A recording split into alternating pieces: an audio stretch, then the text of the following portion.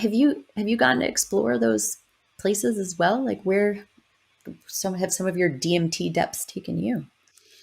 Oh, I mean, I don't know how many there are. There's Mm, never been an end to them, and some I go back to at different times, and others I've only been to ever once. And it's sort of like you mm, say, you don't know what the teaching is sometimes when you're there. Most of them are really peaceful and nice.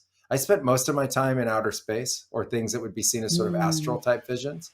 I also have like a mhm, lot of experience when we're doing different kinds of healing work with the earth-based worlds and the water worlds.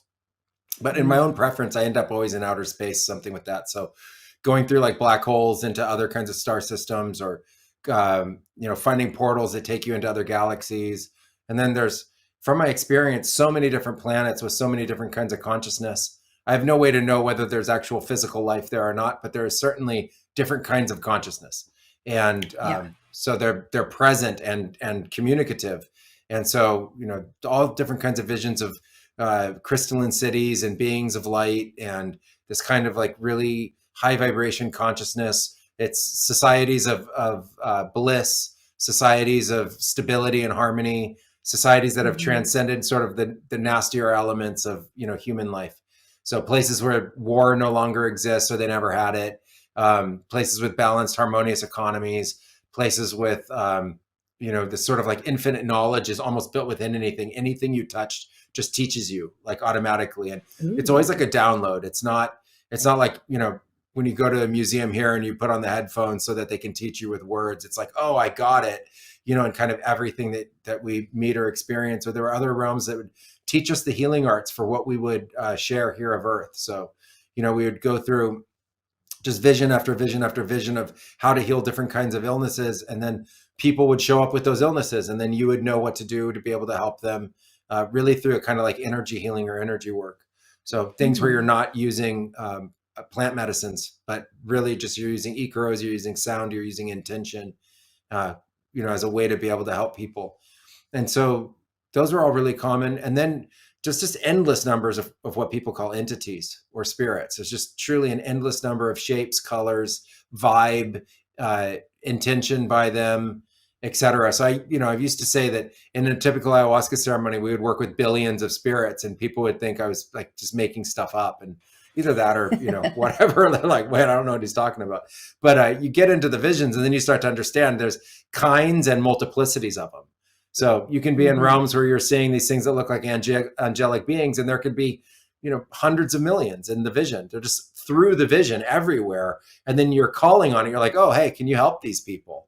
And so that's what we mean. So just in asking for that help to share that, and so we learn to, work with those kinds of visions, and then through the vision guide and direct that to everybody. And anything we ask for, we can start to work with. So, you want to understand more about telepathy, and so we open that for you, and that may be one session, two sessions, it may be 10 ceremonies, 50 ceremonies. We don't know how many it's going to ultimately take in terms of time and intention to manifest. But we do know that as long as we stay it, we can develop those capacities within our own brain to be able to then have those experiences. And so Mhm. yeah, as soon as like the portals open, and then as soon as the source opens, I think it really is truly limitless, and it's just up to us to continue to explore. And I think one of the big differences between ayahuasca and smoking DMT is that in ayahuasca, you have the chemicals associated with ayahuasca that allow the DMT to stay in the brain for much longer. And so it can Mm. stay for, hours to countless hours. The longest I've ever seen is close to 20 hours, or a little more than 20 hours. And so of like real actual visions, just somebody still in visions the whole time. And so, typical is like 5 to 6 hours, and then longer is 10 to 12 hours. And so it Mm. gives you a lot of time to be able to learn.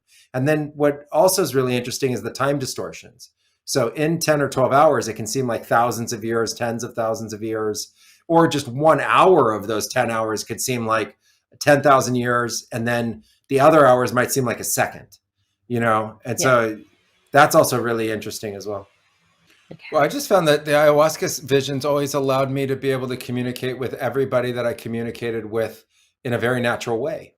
And so it was like Mhm. if I wanted to communicate with mushrooms inside the ceremony, the visions would become very mushroom like. and the vibe Mm. would become very mushroom like. And it wasn't like talking through a telephone to somewhere else. It was like the ayahuasca was opening up some kind of gateway or dimensionality to mushrooms, and then that knowledge would be available, and the what I call the spirit of it, sort of the main thing that talks with you and communicates with you when you take it, would be there. And I found that with lots of different kinds of plant medicine. So if cannabis was there, it was a completely different vibe to mushrooms. If amanita was there, that was different to psilocybin. If kava kava was there, that was different to all of them, et cetera. It was like so Mm. particular in the communication. It just felt like it was a way to open up channels to that communication. On a few occasions, we actually used the chants and the icaros associated with the other plants, and then it's like the whole vibe becomes, or at least for us, became as if we had actually taken the other plants or the other fungi, which we hadn't Mm. done. And so the ayahuasca actually, it's like it shapeshifted and transformed into as if we had taken psilocybin without taking it. So that's why I was just asking, because I always found that to be very interesting, that the ayahuasca had this sort of intra communicative capacity.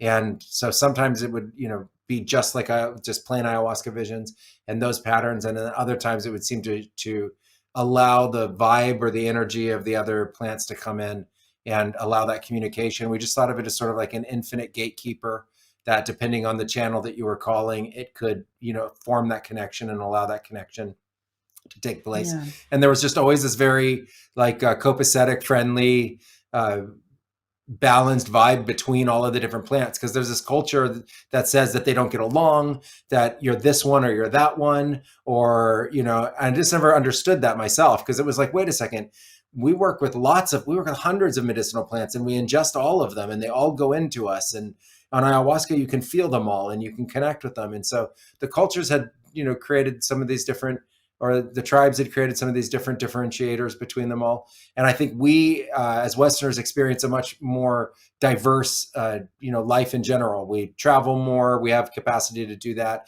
We're on the internet more, so we see more different kinds of information and data from the rest of the world. We have an Mm. opportunity, like in the psychonaut community, to actually work with different kinds of plants that are or are not indigenous to certain areas. And so I think that just opens us up to a wealth of possibility that wasn't there before.